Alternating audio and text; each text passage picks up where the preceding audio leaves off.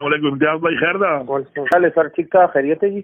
अल्लाह का शुक्र है। मैंने कहा नए सीएम साहब ने मुझे बोला था ये रिलीज अभी आई है, उसने तो मुझे कुछ भी नहीं भेजा आप लोगों ने यार। रिलीज में जी ये जो पिछली रिलीज हुई उसमें तो हुई है, अभी कोई रिलीज तो नहीं हुई अभी तो रिलीज में आई है, उसने कुछ भी नहीं भेजा यार।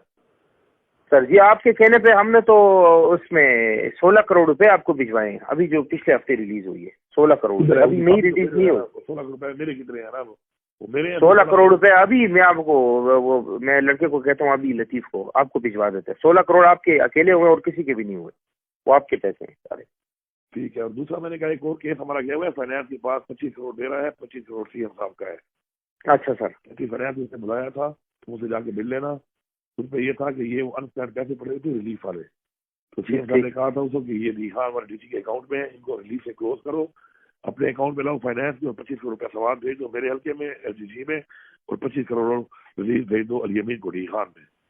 ठीक है सर, इसमें फॉलो अप कर दो, मुझे ये वाला भेज दो। 16 करोड़ आप कह रहे हो? 16 करोड़ आपको भिजवाते हैं। दूसरा मैं पूछता हूँ, असल में वो आजकल फाइनेंस वाले हमारी बात भी नहीं मान रहे।